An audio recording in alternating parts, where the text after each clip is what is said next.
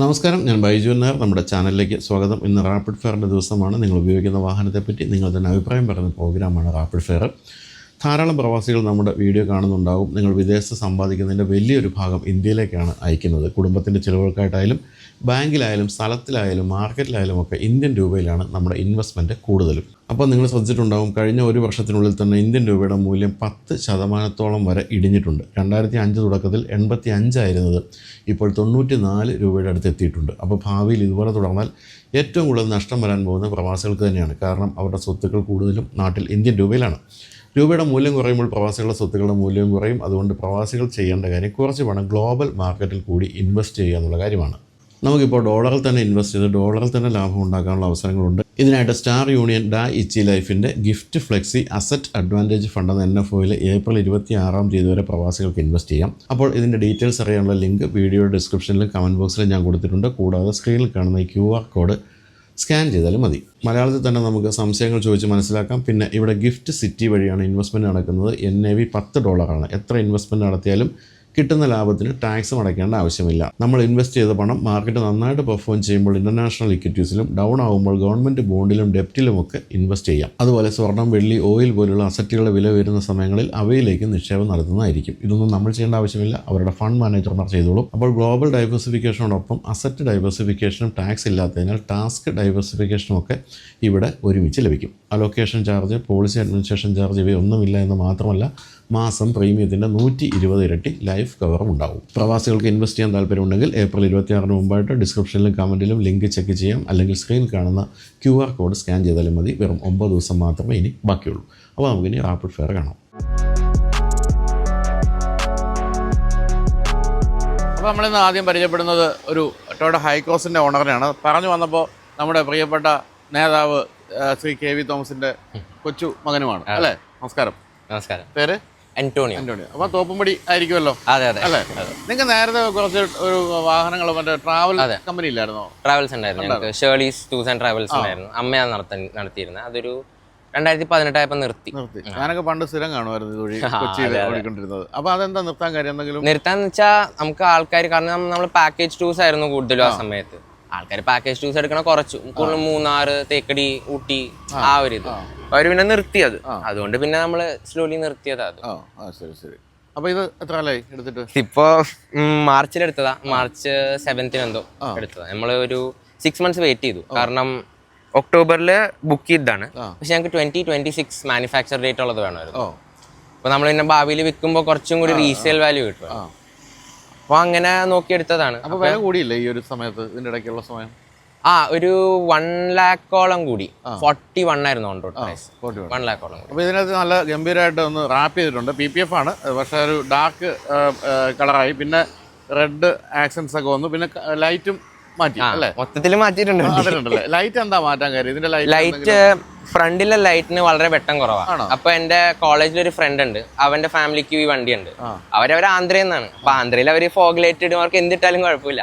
അപ്പൊ അവൻ 2 വലിയ LED ഫോഗ് ലാമ്പിൽ വെച്ചിട്ടുണ്ട്. അപ്പൊ അവൻ ഈ വണ്ടി ഞാൻ എടുക്കണമെന്ന് അറിഞ്ഞപ്പോ അവൻ പറഞ്ഞടാ, ലൈറ്റ് നീ എന്തായാലും മാറ്റണം. പിന്നെ നമ്മൾ ഫോഗ് ലാമ്പ് വെച്ചാൽ നമ്മളെ പിടിക്കും. ഇവിടെ ഞങ്ങൾക്ക് ഫോർച്യൂണർ ഉണ്ടായിരുന്നു ഇതിനു മുമ്പ്. അപ്പൊ അതിൽ നമ്മള് ഫോഗ് ലാമ്പ് വെച്ചിട്ടുണ്ടായിരുന്നു, കാരണം ഹൈ റേഞ്ച് ഓട്ടോ ഉണ്ടായിരുന്നു. പക്ഷേ കുറച്ചാളെ എനിക്കൊരു 3-4 വർഷം മുമ്പ് ഞങ്ങൾക്ക് ചലാൻ കിട്ടി 2500 രൂപയ്ക്ക്. അപ്പൊ അത് മാറ്റേണ്ടി വന്നു. അപ്പൊ ഇത് കുറച്ചും കൂടി OEM ഫിറ്റും ഫിനിഷും ആയതുകൊണ്ട് നമ്മൾ പിന്നെ LED ലാമ്പിലേക്ക് തന്നെ യൂണിറ്റ് മാറ്റാൻ. അപ്പൊ ഇപ്പൊ നല്ല ലൈറ്റായി, നല്ല വെട്ടമുണ്ട്. അപ്പൊ ഇത്രയും കുറെ വണ്ടികൾ ഉണ്ടായിരുന്ന വീടാണ്. ഇപ്പൊ ട്രാവൽ കമ്പനിയൊക്കെ ഉണ്ടായിരുന്നതുകൊണ്ട് തന്നെ എന്തുകൊണ്ടാണ് ഹൈക്രോസിലേക്ക്? ഇന്നോവ നേരത്തെ ഉണ്ടായിരിക്കണമല്ലോ. അതെ അതെ അതെ. ഹൈക്രോസ് വാങ്ങിക്കാനുള്ള കാരണം എന്താ? കാരണം എന്താ വെച്ചാൽ ടൊയോട്ടയിലുള്ള ട്രസ്റ്റ് ആണ്. കാരണം ഞങ്ങൾക്ക് ഇതുവരെ ഒരു 12-13 ടൊയോട്ട വണ്ടികളെങ്കിലും ഉണ്ടായിട്ടുണ്ട്. 3 ക്വാളിസിൽ തുടങ്ങിയത്. 3 ക്വാളിസ്, അത് കഴിഞ്ഞിട്ട് ഒരു 3-4 ഇന്നോവ, ഫോർച്യൂണർ, എത്തിയോസ് ലിവ. എൻ്റെ അപ്പ ഇപ്പോഴും ഡെയിലി ഉപയോഗിക്കുന്ന ഒരു എത്തിയോസ് ലിവയാണ്. അപ്പോൾ ആ ടൊയോട്ടയിലുള്ള ട്രസ്റ്റും പിന്നെ അവരുടെ എന്താ പറയുക റിലയബിലിറ്റിയും എല്ലാം. അപ്പോൾ നെട്ടൂരിലെ ഷോറൂമിന് ഇവിടെ നല്ല ഇതാണ് നമുക്ക്. അപ്പോൾ അവിടുത്തെ ആൾക്കാർക്കും അറിയാം, അവിടെ സർവീസിനും വണ്ടി കയറ്റുമ്പോഴും എല്ലാത്തിനും നല്ല സർവീസാണ്. അപ്പോൾ അതുകൊണ്ട് തന്നെ ടൊയോട്ടയിലേക്ക് പോയത്. പിന്നെ ഞങ്ങൾ ആ സമയത്ത് ഞാൻ കുറച്ച് വണ്ടിയും കൂടി നോക്കി. പുതിയ ഫോർച്യൂണർ നോക്കി. പിന്നെ നമ്മുടെ BYD C-Line 7 നോക്കി.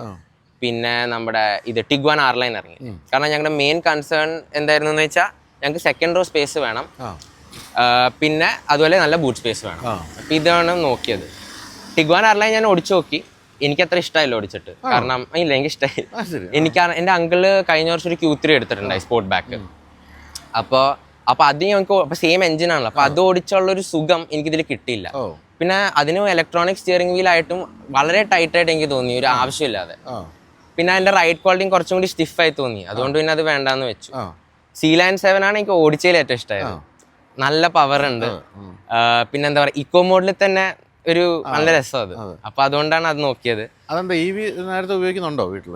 ഇല്ല, EV ഉപയോഗിച്ചിട്ടില്ല. ഞാൻ ഓടിച്ചു നോക്കിയിട്ടുണ്ട്, മറ്റേ കോമറ്റ് ഓടിച്ചിട്ടുണ്ട്, പിന്നെ ഈ C-Line 7. അപ്പൊ എനിക്ക് ഓടിച്ചപ്പോൾ നല്ല രസമുണ്ട്, കുഴപ്പമൊന്നുമില്ല. പിന്നെ എന്താ അത് വേണമെന്ന് വെച്ചത്? ഒരു കാര്യം എന്താണെന്ന് വെച്ചാൽ അന്ന് അവർ കൊണ്ടുവന്നത് ഓൾ വീൽ ഡ്രൈവ് വേരിയന്റ് ആയിരുന്നു. അപ്പോൾ 20 ഇഞ്ച് വീൽസ് എന്തോ ആയിരുന്നു. അപ്പൊ അതിന് റൈഡ് ക്വാളിറ്റി അത്രയും നല്ലായിരുന്നു. അപ്പൊ ഡ്യുവൽ മോട്ടോർ വേരിയന്റ് ആയിരുന്നു. സിംഗിൾ മോട്ടർ അവരുണ്ടെന്ന് പറഞ്ഞു, പക്ഷെ എൻ്റെ അമ്മയ്ക്ക് അത്രയും തൃപ്തിയായില്ല എന്നിട്ട്. അതുകൊണ്ട് പിന്നെ വേണ്ടാന്ന് വെച്ചു. പിന്നെ അതുപോലെ തന്നെ നമ്മുടെ ചാർജിങ് ഇൻഫ്രാസ്ട്രക്ചർ അത്രയും ആയിട്ടില്ല. ഇനി ലോങ് ട്രിപ്സ് പോകണമെങ്കിലും നമ്മൾ കുറെ പ്രീ പ്ലാൻ ചെയ്ത് പോകേണ്ടി വരും. അത് വലിയൊരു തലവേദനയാണെന്ന് ആലോചിച്ചപ്പോഴാണ്. മേ ബി ഫ്യൂച്ചറിൽ എന്തായാലും എടുക്കും. ഫോർച്യൂണറും പുതിയത് നോക്കി, അത് ഓടിച്ചു നോക്കി, പക്ഷെ എനിക്കത്രയും ഇഷ്ടമായില്ല. കാരണം പഴയ ഫോർച്യൂണർ ഒന്ന് എനിക്ക് ലുക്ക് കുറച്ചും കൂടി പഴയതിൻ്റെ ഇഷ്ടമായത്. പിന്നെ എന്തോ ഒരു അഗ്രസീവ്നെസ് ഉണ്ട് പഴയതിൽ, പുതിയതിൽ അവരത് കുറച്ചു. പിന്നെ അതിന്റെ സസ്പെൻഷൻ സസ്പെൻഷൻ കുറേ കൂടി നന്നായി, പക്ഷെ എന്നാലും ഒരു രസമില്ല ഓടിച്ചിട്ടും, പവർ കൂടിയിട്ടും. പക്ഷെ ഇത്ര രസം തോന്നാൻ കാര്യം ഒന്ന് ഞങ്ങൾക്ക് ഏറ്റവും ഇഷ്ടമായത് എൻ്റെ ഫാമിലിക്ക് എൻ്റെ ഓട്ടോമാൻ സീറ്റ്സാണ് പറയുന്നത്. പിന്നെ ഓടിച്ചപ്പോഴും കുഴപ്പമില്ലാതെ തോന്നി, കാരണം ഇത് ZX വേരിയന്റാണ്. അപ്പൊ ഹൈബ്രിഡും കൂടി ഉള്ളതുകൊണ്ട് അത്യാവശ്യം പിക്കപ്പും ഉണ്ട്, നല്ല മൈലേജും കിട്ടും. ഇന്നലെ 4000 രൂപയ്ക്കാണ് ഇതിന് പെട്രോൾ അടിച്ചത്. ഇതിലിപ്പോ ഇൻസ്ട്രുമെന്റ് ക്ലസ്റ്ററിൽ കാണിക്കുന്നത് 600 കിലോമീറ്റർ ഓടുന്നു. അത്രയും പിന്നെ കിട്ടിയിട്ട് പിന്നെ കാര്യമില്ല, അതുകൊണ്ടാണ്. ശരി. ബാക്കി വലിയ ദീർഘദൂരമൊക്കെ സഞ്ചരിച്ചോ ഫാമിലി? ഇല്ലില്ല, ഇതിപ്പോ കാരണം നമ്മള് ഇതിന്റെ വർക്ക് ഒക്കെ ചെയ്ത ഓൺ റോഡിലാണ്. അപ്പൊ അത് കാരണം അപ്പൊ കുറെ സമയം എടുത്ത് അവരുടെ വർക്ക് ചെയ്ത് തരാൻ ഞങ്ങൾക്ക്. അതുകൊണ്ട് കുറെ ഒന്നും പോയിട്ടില്ല. ഞാൻ 2 ദിവസം മുമ്പ് മുനമ്പം വരെ പോയി. അതേ ഉള്ളൂ. എങ്ങനെയുണ്ട് മറ്റേ ഇതുവരെ വണ്ടികൾ ഓടിച്ച് വന്നിട്ട് ഇതിലേക്ക് വന്ന് ഇത്രയും ദൂരമൊക്കെ ഓടിച്ചപ്പോൾ തോന്നിയ ഒരു പ്രധാനപ്പെട്ട ഇഷ്ടപ്പെട്ട ഒരു കാര്യം എന്താ? ഇഷ്ടപ്പെട്ടൊരു കാര്യം എന്താ പറയാ, ഒന്നിന്റെ ഹൈബ്രിഡ് സിസ്റ്റം തന്നെ. കാരണം നമുക്കറിയാം നമ്മുടെ ലോകത്തെല്ലാം നല്ലൊരു സിസ്റ്റമാണ് ക്യാമറയിലെല്ലാം കണ്ടുവിടുന്നത്. അപ്പോൾ പിന്നെ ഞാൻ ആലോചിച്ചതിനേക്കാളും പിക്കപ്പ് ഉണ്ട് വണ്ടിയിൽ, നല്ല കംഫർട്ടാണ്. പിന്നെ കൊടുക്കണ കാശിന് വേർത്താണെന്ന് എനിക്ക് തോന്നിയിട്ടുണ്ട്. കാരണം ചെറിയ ചെറിയ കാര്യങ്ങൾ, കാരണം നമ്മൾ വണ്ടി സ്വിച്ച് ഓഫ് ചെയ്യുമ്പോൾ സീറ്റ് ഓട്ടോമാറ്റിക്കലി പുറകിലേക്ക് പോകും ഇറങ്ങാൻ ഈസിന് വേണ്ടി. നല്ല മ്യൂസിക് സിസ്റ്റമാണ്, നല്ല മൈലേജ് തരും. അങ്ങനെ കുറെ കാര്യങ്ങളുണ്ട്. പിന്നെ സത്യാവസ്ഥ പറഞ്ഞാൽ ഞാനായിരുന്നെങ്കിൽ ശരിക്കും മറ്റേ ഇതെടുത്താനെ, ഇൻവിക്ടോ എടുത്താനെ. പക്ഷേ ഓട്ടോമാൻ സീറ്റ്സ് ഉള്ളതുകൊണ്ട് മാത്രം. കാരണം എനിക്ക് ഫ്രണ്ട് ഫേസ് കൂടുതലും OEM നോക്കുമ്പോൾ ഇഷ്ടം ഇൻവിക്ടോടെ ആയിരുന്നു, കുറച്ചും കൂടി അഗ്രസീവാണ്. നമ്മള് ഹൈക്രോസിനെ കുറെ കണ്ടിട്ടുണ്ട്. ഈ ഇൻവിക്ടോ എന്താന്ന് പോലും ആൾക്കാർക്ക് ഇപ്പൊ പറഞ്ഞു കൊടുക്കുന്നത്, അത് മാരുതിയുടെ എന്താണ് ഹൈക്രോസ് രൂപമാണ്. എല്ലാവരും ഈ ടൊയോട്ടയിലേക്ക് പോകുന്നതുകൊണ്ട് ഇൻവിക്ടോ തീരെ വിൽക്കുന്നില്ല, പെട്ടെന്ന് കിട്ടുകയും ചെയ്യും അല്ലേ? അതെ അവര് ഇപ്പോഴും 300 യൂണിറ്റൊക്കെ മാസം വിൽക്കണുള്ളൂ. പക്ഷെ നല്ല വണ്ടിയാണ്, കുറെ കൂടി കാശും കുറവാണ്. പക്ഷെ പിന്നെ ടൊയോട്ടയുടെ ട്രസ്റ്റ് എല്ലാവർക്കും അറിയാം, അതുകൊണ്ട് അവരത്. അപ്പൊ എന്താണ് ഇതിന്റെ അതൊരു ഡ്രോബാക്ക് ആയിട്ട് ഇത്രയും ദിവസം ഓടിച്ചപ്പോ തോന്നി എന്തെങ്കിലും ഉണ്ടോ? ഡ്രോബാക്ക് എനിക്ക് ഇല്ല, അങ്ങനെ തോന്നിയിട്ടില്ല. ഇല്ല, ഡ്രോബാക്ക് ഇല്ല. ടൊയോട്ട അല്ലേ, എനിക്ക് ഡ്രോബാക്ക് ഒന്നും തോന്നിയില്ല. വളരെ ഇഷ്ടമാണ് വണ്ടി, നല്ല സന്തോഷം. എന്തെങ്കിലും പ്രീമിയം വണ്ടി ഉണ്ടോ വീട്ടില്? എന്റെ അങ്കിളിന് Q3 ഉണ്ട്. അല്ലാതെ വേറെ പ്രീമിയം, അങ്കിളിന് ദുബായിൽ അങ്കിള് വർക്ക് ചെയ്യണത്. അപ്പൊ അങ്കിളിന് അവിടെ കുറെ ഉണ്ടായിരുന്നു. ഇപ്പൊ റാംഗ്ലർ റുബിക്കോൺ 392 ഉണ്ട്. അതിന് മുമ്പ് പോർഷ 911 ഉണ്ടായിരുന്നു. ഇപ്പൊ പിന്നെ നോക്കുന്നുണ്ട് അങ്കിൾ വണ്ടികൾ. ഇപ്പൊ RS e-tron നോക്കുന്നുണ്ട്, അത് മാറ്റാൻ. അങ്ങനെ എല്ലാം 2-3 വർഷം മാറ്റിക്കൊണ്ടിരിക്കും. ഇപ്പൊ നമുക്കിപ്പോ ഇതിന്റെ വിലക്ക് വേണമെങ്കിൽ ഒരു സെക്കൻഡ് ഹാൻഡ് വലിയ പഴക്കമില്ലാത്തൊരു പ്രീമിയം വണ്ടി കിട്ടിയാണ്. അതിലേക്ക് എന്താ പോകാത്തത്? ഒന്നെന്ന് വെച്ചാൽ ഞങ്ങൾക്ക് ജാപ്പനീസ് വണ്ടികൾ വളരെ ഇഷ്ടമാണ്. അത് ഈ സെയിം പറഞ്ഞ പോലെ ഇതിന്റെ ട്രസ്റ്റ്, റിലയബിലിറ്റി അതെല്ലാം കാരണം. ജർമ്മൻ വണ്ടി ഞാനന്ന് ഓടിച്ചിട്ട് നല്ലതാണ്. പക്ഷെ എന്തോ കാരണം ലോങ് ടേം യൂസിൽ എനിക്ക് ഒരു മനസ്സിനൊരു ഇതില്ല, സംതൃപ്തി ഇല്ല. ഇത് ഞങ്ങൾ എന്തായാലും 10 വർഷം ഉപയോഗിക്കും. കാരണം ഇതിന് മുമ്പ് യൂസ് ചെയ്ത ഫോർച്യൂണർ ആണ് 2015 മോഡൽ. അത് ഈ ഫെബ്രുവരിയിലാണ് വിട്ടെ. 1,85,000 കിലോമീറ്റർ ഓടി. ഒരിക്കലും ഒരു റോഡിൽ നിർത്തിയിട്ടില്ല. ആകെ 1-2 പ്രാവശ്യം പ്രശ്നം വന്നിട്ടുള്ളൂ വണ്ടിയിൽ. അത് ഒരിക്കലും വീട്ടിൽ തന്നെ വണ്ടി പാർക്ക് ചെയ്യുന്ന സമയത്ത് പെട്ടെന്ന് വണ്ടി നിന്നുപോയി. എന്നുവെച്ചാൽ വണ്ടി നീങ്ങണില്ല, എഞ്ചിൻ ഓൺ ആണ്. അപ്പൊ പിന്നെ വണ്ടി എങ്ങനെയോ ന്യൂട്രലാക്കി വെച്ചു. അത് കഴിഞ്ഞിട്ട് ടൊയോട്ടയിൽ വിളിച്ചു. അവരൊരു 1-2 hours ഫ്ലാറ്റ് ബെഡ് വിട്ടു. എന്നിട്ട് അവർ അപ്പം തന്നെ കൊണ്ടുപോയി പിന്നെ ഞങ്ങളെ വിളിച്ചപ്പോൾ പറഞ്ഞത് ഇതിന്റെ ട്രാൻസ്മിഷൻ കേബിൾ പൊട്ടിയെന്നാണ്. അവരപ്പോൾ തന്നെ അത് മാറ്റി തന്നു. അടുത്ത ദിവസം പോയി വണ്ടി എടുത്തു. ഇങ്ങനത്തെ ചെറിയ ചെറിയ കാര്യങ്ങളിലെ വണ്ടിക്ക് വേറെ ഇതുള്ളൂ, അല്ലാതെ കുഴപ്പമില്ല. പിന്നെ നല്ല റീസെയിൽ വാല്യൂ നമ്മൾ എപ്പോഴും ഡിപ്രീസിയേഷൻ ആണ് വന്നുകൊണ്ടിരിക്കുക. ഞങ്ങളുടെ വണ്ടിക്ക് ആകെ പ്രശ്നം എന്താണെന്ന് വെച്ചാൽ കുറച്ച് ഇടിയും ഇതൊക്കെ ഉണ്ടായിരുന്നു. പിന്നെ മെയിൻ ആയിട്ട് ഈ ഫ്രണ്ട് ഏപ്രിൻ ഡാമേജ് ഉണ്ടായിരുന്നു പണ്ടത്തെ ഒരു ആക്സിഡന്റിൽ നിന്ന്. അപ്പൊ അത് കാരണം എന്റെ റീസെയിൽ വാല്യൂ ഞങ്ങൾ ഉദ്ദേശിച്ച് കിട്ടിയില്ല. ഒരു 13 ഉദ്ദേശിച്ചത്, പക്ഷെ ഒരു 11.5 കിട്ടിയത്. പക്ഷെ കുഴപ്പമില്ല. പക്ഷെ പോയപ്പോ നല്ല വിഷമം വണ്ടി, വീട്ടിലെല്ലാവർക്കും നല്ല വിഷമം വരും. ഈ പ്രായത്തിൽ ബൈക്കുകൾ കാണുമല്ലോ. ബൈക്ക് ലൈസൻസ് ഉണ്ട്, ഓടിക്കാൻ സമ്മതിക്കാറില്ല. ഓടിക്കാറില്ല, ഇല്ല, മൊത്തം കാറാ. ശരി, എന്താ ചെയ്യുന്നത് ആന്റണി? അത് ചോദിക്കാൻ വിട്ടുപോയി. ഞാൻ BA ഓണേഴ്സ് ചെയ്യുക പൊളിറ്റിക്കൽ സയൻസിൽ. പൊളിറ്റിക്കൽ സയൻസ് ആണ്, രാഷ്ട്രീയത്തിലേക്കാണോ? അല്ല, ഞാൻ കൂടുതലും ഇപ്പൊ റീസെർച്ചും അങ്ങനത്തെ കാര്യങ്ങളിലൊക്കെ അങ്ങ് പോവുക. എവിടെ പഠിക്കുന്നത്? ക്രിയ യൂണിവേഴ്സിറ്റി, ആന്ധ്രയില്, ശ്രീ സിറ്റി. അതെ. ഓക്കെ. അപ്പോൾ എന്തായാലും നല്ല ഗംഭീരമായിട്ട് ഇത് മോഡിഫൈ ചെയ്തിട്ടുണ്ട്. മോഡിഫൈ എന്ന് പറയാൻ മാത്രമൊന്നുമില്ല, പക്ഷെ എന്നാലും നല്ല രസമായിട്ട് ഒട്ടും മുഴച്ചു നിൽക്കാത്ത രീതിയിൽ ചെയ്തിട്ടുണ്ട്. എന്തൊക്കെയാണ് നമ്മൾ പ്രധാനമായിട്ടും ചെയ്തത്? അപ്പൊ നമ്മൾ ഇതിന് ഇന്റീരിയറിൽ തുടങ്ങുവാണെങ്കിൽ നമ്മൾ 5D മാറ്റ്സ് വെച്ചിട്ടുണ്ട്, മൊത്തം സൺഫിലും ചെയ്തിട്ടുണ്ട്, ഡാഷ് ക്യാം വെച്ചിട്ടുണ്ട്. പിന്നെ എക്സ്റ്റീരിയറിലേക്ക് മെയിൻ വരുമ്പോൾ ഈ മാറ്റ് PPF ആണ്. മാറ്റ് PPF, GR ഗ്രില്ല്, പിന്നെ നമ്മൾ ആൽഫ സ്റ്റൈൽ ഹെഡ്ലൈറ്റ്സ്, അതുപോലെ തന്നെ ആൽഫ ടെയിൽ ലൈറ്റ്സും ഉണ്ട്. പിന്നെ അത്രേ ഉള്ളൂ. പിന്നെ under body coating, silencer coating, അങ്ങനത്തെ കുറച്ച് കാര്യങ്ങൾ. ഇതെല്ലാം കൂടി ഇത്രയൊക്കെ ചെയ്തെടുക്കണമെങ്കിൽ എത്ര രൂപ ഏകദേശം? എല്ലാം കൂടി ഒരു 3.8 ആയി. 3.8. പക്ഷെ അത് നല്ല ഭംഗിയുണ്ട് കേട്ടോ. ഈ പ്രത്യേകിച്ച് ഗ്രില്ല്, ഗ്രില്ല് നല്ല ഭംഗിയായിട്ടുണ്ട്. ഇതപ്പോൾ നമ്മൾ ടൊയോട്ട തന്നെയാണോ ഗ്രില്ലൊക്കെ സോഴ്സ് ചെയ്തത്?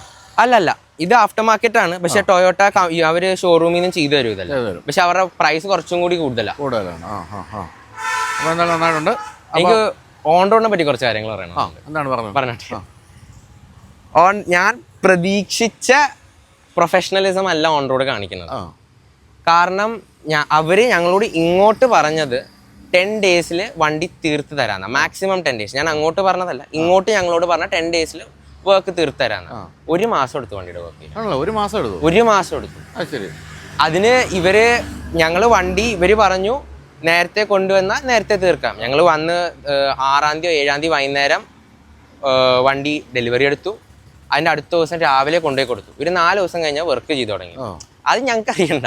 പക്ഷെ ഞങ്ങൾക്ക് 10 ദിവസം എന്ന് പറഞ്ഞാൽ 10 ദിവസത്തിൽ തരണ്ട. ഓക്കെ, 10 ദിവസം നിങ്ങൾക്ക് തീർക്കാൻ പറ്റിയില്ല, ഒന്നെങ്കിൽ നിങ്ങൾ അത് ഞങ്ങളോട് പറയണം. അല്ലെങ്കിൽ നിങ്ങൾ എക്സ്ട്രാ 4-5 days എടുക്കണമെങ്കിൽ എടുത്തു. പക്ഷെ 1 മാസം എടുക്കണതിന്റെ ജസ്റ്റിഫിക്കേഷൻ അറിയില്ല. എന്താണ് ജസ്റ്റിഫിക്കേഷൻ പറഞ്ഞത്? ഇവർക്ക് അന്ന് വലിയ പെരുന്നാളുടെ സമയമായിരുന്നു. അതുപോലെ തന്നെ ഇവർക്ക് ആൾക്കാരുടെ ഷോർട്ടേജ് ഉണ്ടായിരുന്നു, വർക്കേഴ്സിന്റെ. പിന്നെ കുറെ ആൾക്കാർ ലീവ് എടുത്തു. ഇതൊക്കെയാണ് ഇവർ പറഞ്ഞ ന്യായങ്ങൾ. അന്ന് ഇവർ ഫാസ്റ്റ് ട്രാക്ക് ചെയ്യണം വർക്ക്, അതും ചെയ്തില്ല. പിന്നെ വണ്ടി ഡെലിവറി എടുക്കാൻ പോയ സമയത്ത് ഇവിടെ കുറച്ച് പാനൽ ഗ്യാപ്സ് ഉണ്ട് വണ്ടിയിൽ, ഫ്രണ്ട് ബമ്പറിലും റിയർ ബമ്പറിലും. അത് ഞാൻ ഉണ്ടായില്ല. അപ്പൊ എൻ്റെ അമ്മയും ചേട്ടനും കൂടിയാണ് ഇതെടുക്കാൻ പോയത്. അപ്പൊ പാനൽ ഗ്യാപ്സ് ഉണ്ടായിരുന്നു. അതുകൊണ്ട് ഞങ്ങളത് അവരോട് ആദ്യം റേസ് ചെയ്തു. അവര് എൻ്റെ അമ്മേനോട് വളരെ മോശമായിട്ടാണ് അവർ പെരുമാറിയതും സംസാരിച്ചത്. ഒരുമാതിരി വണ്ടീനെ പറ്റി ഒത്തും അറിയാത്ത ഒരാളെ പോലെ. അപ്പൊ പിന്നെ അമ്മയ്ക്ക് ദേഷ്യം വന്നു. അവരോട് മര്യാദയ്ക്ക് പറഞ്ഞു, നിങ്ങൾ ഇത് ശരിയാക്കിയില്ലെങ്കിൽ ഗൂഗിൾ റിവ്യൂ ഇടുമെന്ന് പറഞ്ഞു. അപ്പൊ അതിന് പേടിച്ചു. ഗൂഗിൾ റിവ്യൂലെ പേരും പേടിക്കണേ. അപ്പൊ അവർ ഒരു പ്രാവശ്യം കൂടി റീഫിറ്റ് ചെയ്തു. അതായിട്ട് പറഞ്ഞു PPF കറക്ഷൻ ഇപ്പൊ 2 ദിവസം കഴിഞ്ഞ് കൊണ്ടു. അപ്പൊ ഇത് ഒരു പ്രാവശ്യം കൂടി ഫിറ്റ് ചെയ്ത് തരാന്ന് പറഞ്ഞു. പിന്നെ ഇത് കുറച്ച് ഫ്ലിംസിയാണ് ഇതിന്റെ ബമ്പർ റീഫിറ്റ് ചെയ്തപ്പോഴും. അപ്പൊ അങ്ങനത്തെ കുറെ പ്രശ്നങ്ങൾ ഇവരുടെ വളരെ പ്രൊഫഷണലിസം കുറവെന്ന് പറഞ്ഞാൽ തീരെ കുറവ്. ഇത്രയും പ്രതീക്ഷിച്ചിട്ടില്ല. ചിലപ്പോ ടൊയോട്ട എന്നുള്ള നല്ല ട്രീറ്റ്മെന്റ് ആയിരുന്നായിരിക്കും ഞങ്ങൾക്ക് ഇങ്ങനെ കാണാൻ പറ്റിയേക്കുന്നത്. എന്താണെന്ന് അറിയില്ല. കാരണം നമ്മുടെ ഓൺ റോഡ് ഈ പറഞ്ഞാൽ നമ്മുടെ അടുത്ത സുഹൃത്തുക്കളാണ്. ഒരിക്കലും അങ്ങനെ പരാതി കേട്ടിട്ടില്ല. എന്താണെന്നൊന്ന് തീർച്ചയായിട്ടും പരിശോധിക്കണം. പ്രത്യേകിച്ച് ഈ പറഞ്ഞ പോലെ ഏറ്റവും കൂടുതൽ എറണാകുളത്ത് വണ്ടി ഉണ്ടായിരുന്നൊരു കുടുംബമാണ്. അതുകൊണ്ട് തന്നെ അവർക്ക് വണ്ടിയെപ്പറ്റി എല്ലാ കാര്യങ്ങളും വളരെ കൃത്യമായിട്ട് അറിയാം. ഇങ്ങനെ പല സ്ഥലങ്ങളിലൊക്കെ വണ്ടി കൊടുത്തുള്ള ശീലവുമുണ്ട്. അതുകൊണ്ട് ഈ ഒരു ഫീഡ്ബാക്ക് വളരെ സീരിയസ് ആയിട്ട് എടുക്കുമെന്ന് ഞാൻ പ്രതീക്ഷിക്കുന്നു. അപ്പോൾ ഇനി എന്ത് 10 വർഷം കഴിഞ്ഞാൽ വീണ്ടും ടൊയോട്ട തന്നെയാണോ? പിന്നെ ടൊയോട്ട വിട്ടൊരു കളിയില്ല. എനിക്കൊരു സിറ്റിയുമുണ്ട്. അത് നമുക്കൊരു ഇന്നോവ ഉണ്ടായിരുന്നു, അപ്പാപ്പനെ ഉപയോഗിച്ചുകൊണ്ടിരുന്ന ഇന്നോവ. അപ്പം അത് വിറ്റിട്ടാണ് സിറ്റി എടുത്തത്.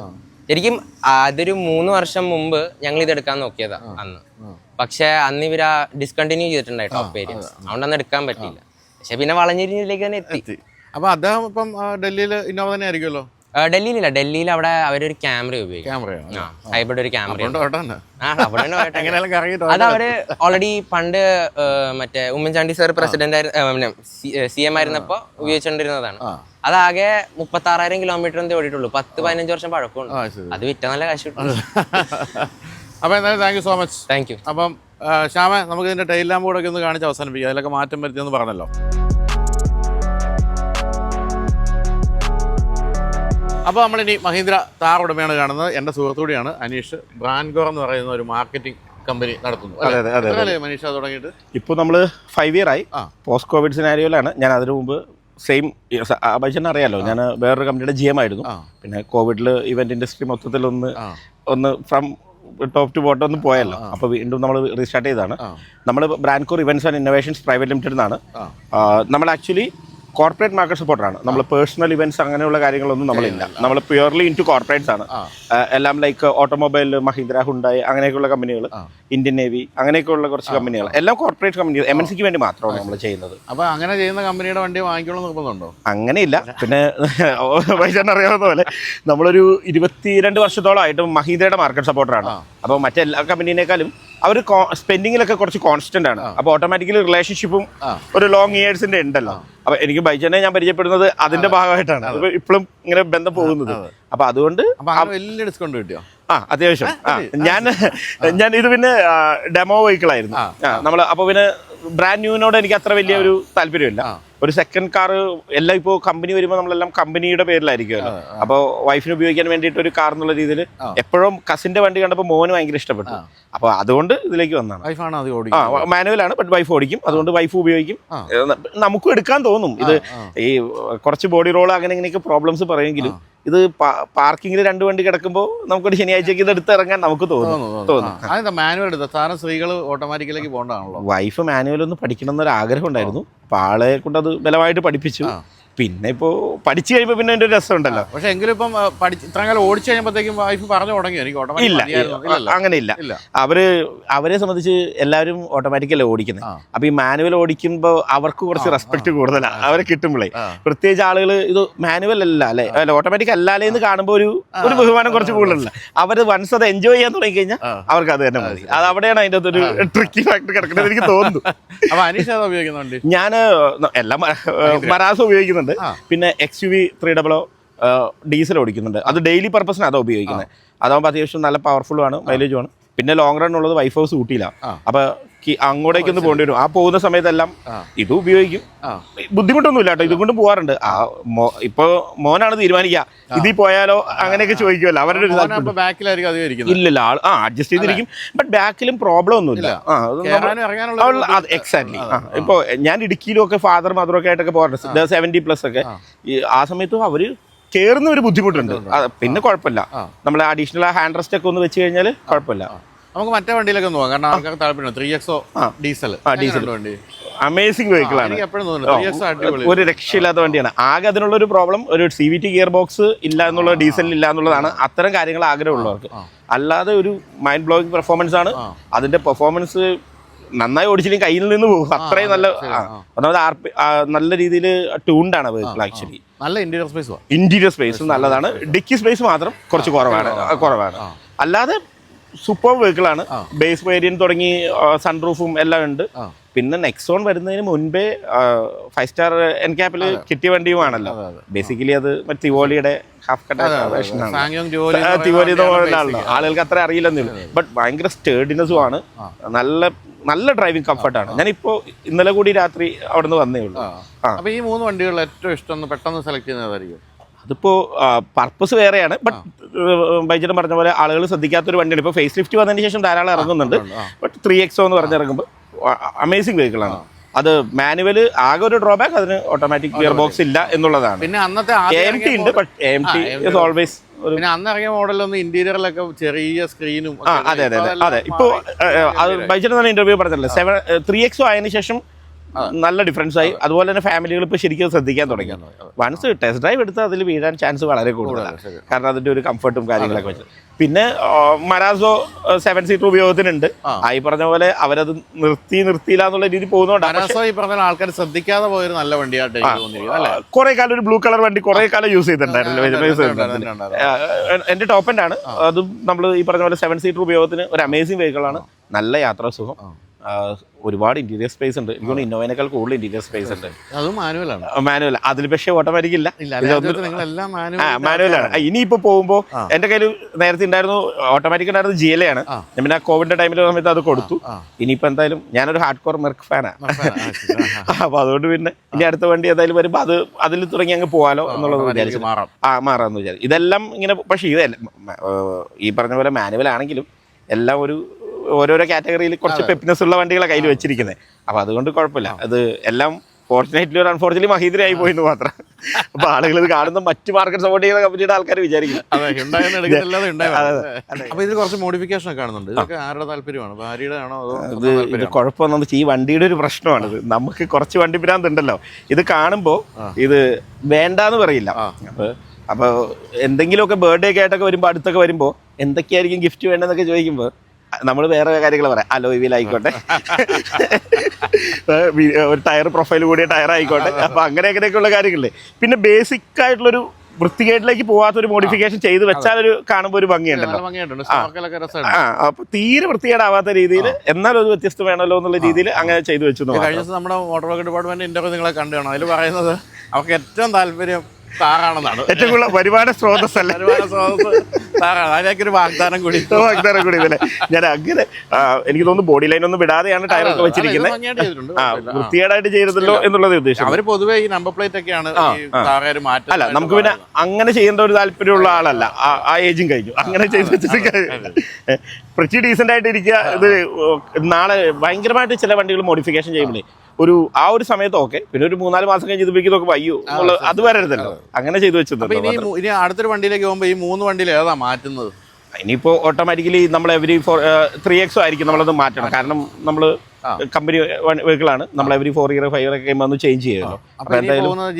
അപ്പുറത്തേക്കുള്ള ഒരു വണ്ടിയിലേക്കാണോ? അല്ല, അൾട്ടിമേറ്റ് G-Wagon ആണ് ജീവിത ലക്ഷ്യം. ആ വണ്ടി മേടിക്കാം, മരണം വരെ അത് ഉപയോഗിക്കുക എന്നുള്ളതാണ്. അല്ല, അപ്പൊ മെർക്ക് എന്തും ഹാപ്പിയാണ്. ഒരു വല്ലാത്ത ഫ്രീഡം അല്ലേ. ഇപ്പൊ BMW ഒന്നും ബുദ്ധിമുട്ടുണ്ടായിട്ടല്ല. ബട്ട് മെർക്ക് എന്തൊക്കെ പറഞ്ഞാലും ഒരു ഹാപ്പിനെസ് പ്രൊജക്ട് പോലത്തെ ഒരു വണ്ടിയാണ്. മെർക്കിലേക്കായിരിക്കും അടുത്തത്. ഇപ്പോ മിക്കവാറും സ്റ്റാർട്ട് CA ഒക്കെ ആയിരിക്കും. ഇപ്പോ അതിനുശേഷം പിന്നീട് മറ്റേ കുറച്ച് ടൈം എടുക്കുമല്ലോ. അവര് വില കൂട്ടി. അല്ല, ഇനിയും പുതിയ വണ്ടി എടുക്കുന്നത് പ്ലാനിലേ ഇല്ല. ഞാനൊരു almost new like second hand വാങ്ങിക്കുക എന്നുള്ളതാണ്. ഇപ്പൊ ബൈജൻ എടുത്ത പോലത്തെ വണ്ടികളുണ്ടോ, വെറുതെ അത്രയും പ്രീമിയം കൊടുക്കേണ്ട ആവശ്യമില്ലല്ലോ. കുറെ കേട്ടാവുമല്ലോ.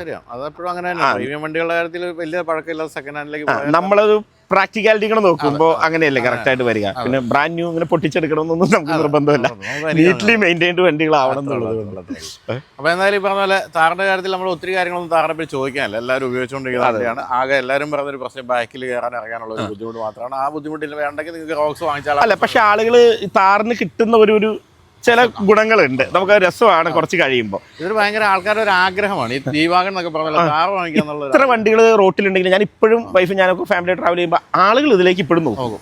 അത് നമ്മൾ ഈ കുറെ കാക്കകൾ ഉണ്ടെങ്കിൽ ഒരു കാക്കേരിയെ കണ്ടാലും നോക്കും എന്ന് പറഞ്ഞ പോലെ അതൊരു നല്ല രീതിയിൽ തന്നെയാണ്. അപ്പോൾ അതുകൊണ്ട് ഒട്ടും മോശമല്ല, ഭംഗിയായിട്ടൊക്കെയാണ് മോഡിഫൈ ചെയ്തിരിക്കുന്നത്. ഒട്ടും മുഴച്ച് നിൽക്കാത്ത രീതിയിലൊക്കെ ഭംഗിയായിട്ട് ചെയ്തിട്ടുണ്ട്. അപ്പോൾ thank you Aneesha. Okay, thank you. തീർച്ചയായിട്ടും ആയിക്കോട്ടെ. അപ്പോൾ ഇനി നമ്മളൊരു സുസുക്കി വിസ്റ്റോം 250X അല്ലേ, അല്ലേ മുഴുവൻ പേര്? SX. എൻ്റെ ഓണറാണ് പരിചയപ്പെടുന്നത്. നമസ്കാരം. പേര്? ഗ്ലാഡ്വിൻ. എന്ത് ചെയ്യുന്നു ഗ്ലാഡ്വിൻ? ഞാൻ ഇപ്പോൾ പഠിക്കുന്നത് ഡിഗ്രി ഫൈനൽ ഇയർ. എവിടെ? KMM college Thrikkakara. ഓക്കെ. ഇതിപ്പോൾ നമ്മൾ ഈ പറഞ്ഞാൽ അധികം നമ്മൾ എപ്പോഴും കാണുന്ന ഒരു മോഡലല്ല. നമ്മൾ ഒരു ബൈക്കിനെ പറ്റി ചിന്തിക്കുമ്പോൾ പെട്ടെന്ന് മനസ്സിൽ വരുന്ന ഒരു മോഡലും അല്ല. പിന്നെ എന്തുകൊണ്ടാണ് ഇതിലേക്ക് പോകാനുള്ള കാരണം? അതെന്ന് വെച്ചാൽ സുസുക്കി ആയതുകൊണ്ട് മാത്രം ഇതെടുക്കാൻ കാര്യം എന്ന് വെച്ചാൽ സുഖമായിട്ട് ഓടിക്കാനുള്ള എൻജിൻ ഭയങ്കര എനിക്ക് ഇഷ്ടമാണ് സുസുക്കി. അത് കാരണമാണ് മെയിനായിട്ട് ഇത് പ്രിഫർ ചെയ്യാൻ കാര്യം.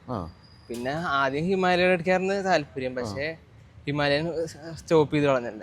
അതുകൊണ്ട് ആണ് ഇത് പ്രിഫർ ചെയ്യുന്നത്. അപ്പോൾ ഇതിനു മുമ്പ് സുസുക്കി ഉപയോഗിച്ചിട്ടുണ്ടോ? ജിക്സർ അതും ഇതൊക്കെ ഓടിച്ച് ഇഷ്ടപ്പെട്ടുണ്ട്. സെയിം എൻജിൻ തന്നെയാണ് ഇതിന് ഉപയോഗിക്കുന്നത്. 250cc മാത്രമുള്ള വ്യത്യാസം. അപ്പൊ ഇത് പ്രിഫർ ചെയ്യാന്ന് വെച്ചാൽ പിന്നെ അത്യാവശ്യം മൈലേജും കിട്ടുന്നത് ആണല്ലേ. എത്ര എടുത്തിട്ട് ഇപ്പൊ എത്രയായി? ഇപ്പൊ 2024 എടുത്തേ. 24 അത്രയായി. 2 years ഓടിച്ചത്. 2 years കൃത്യമായ ഒരു ഫീഡ്ബാക്ക് തരാവുന്ന ഒരു കാലം ഓടിച്ചു. എങ്ങനെയുണ്ട് വണ്ടി? ഒരു ഔട്ട് ഓഫ് 10 എത്ര മാർക്ക് കൊടുക്കും?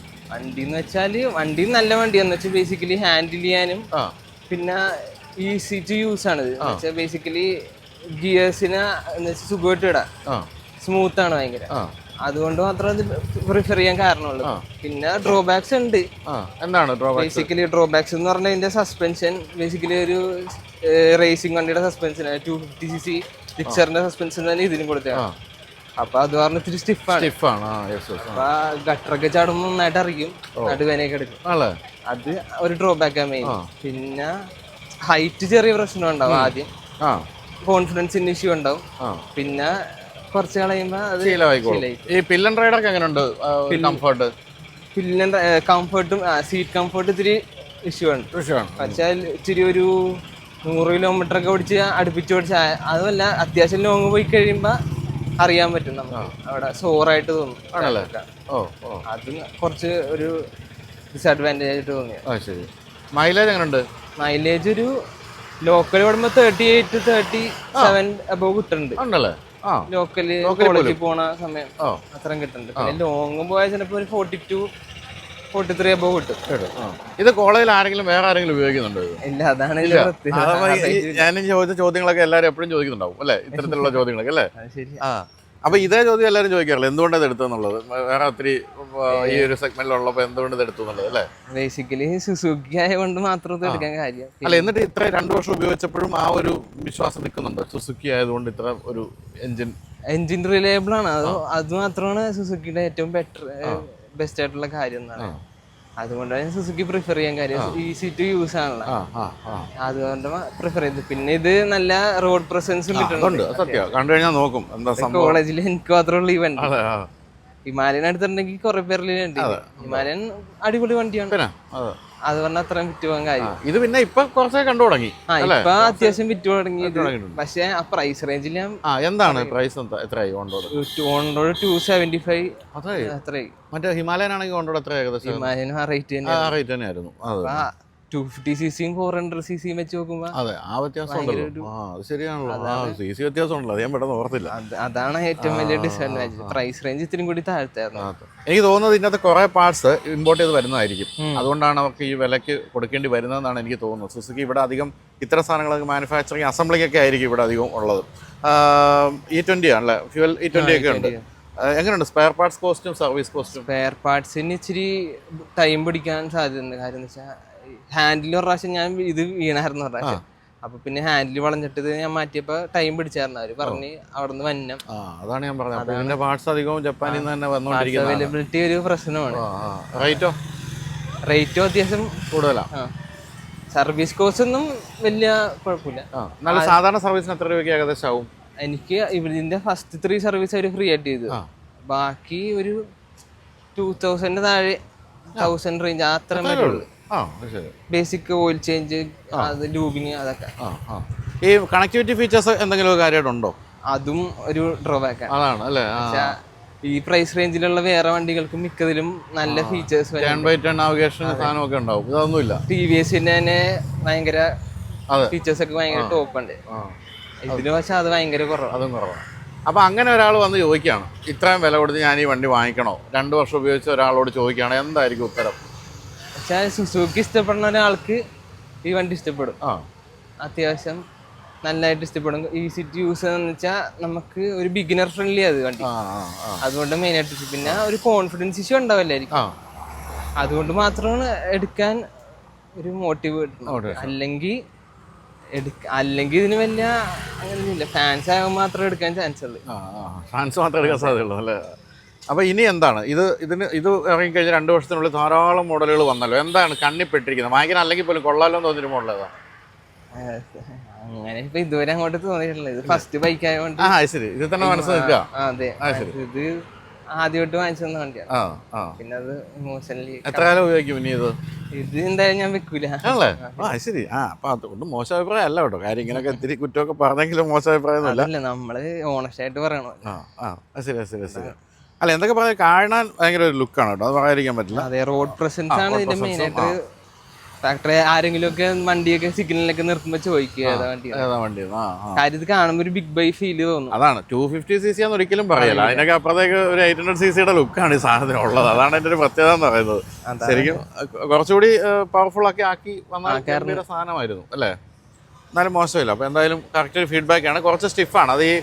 ഈ പറഞ്ഞ സസ്പെൻഷൻ ഒരു റേസ് ബൈക്കിൻ്റെ സസ്പെൻഷൻ ആകുമ്പോൾ അത് എപ്പോഴും നമ്മളിപ്പോൾ എൻ്റെ AMG കാറിന് അത് ഇതേ പ്രശ്നമുള്ളൂ, സ്റ്റിഫാണ് സസ്പെൻഷൻ. കാരണം അതൊരു പെർഫോമൻസ് കാർ ആയതുകൊണ്ട് അത് എപ്പോഴും അങ്ങനെ കൊടുക്കുകയുള്ളൂ. അതാണ് സ്റ്റെബിലിറ്റിക്ക് വേണ്ടത്, അതുകൊണ്ട് അതങ്ങനെ സംഭവിച്ചിരിക്കുന്നത്. അപ്പോൾ അതുകൊണ്ട് അതൊന്നും മോശമല്ല. അപ്പോൾ എന്തായാലും താങ്ക് യു സോ മച്ച്. അപ്പം ബീസ്റ്റോ നമ്മുടെ പ്രോഗ്രാമിൽ ആദ്യമായിട്ടാണ് വരുന്നത് തോന്നുന്നു അല്ലേ? Thank you.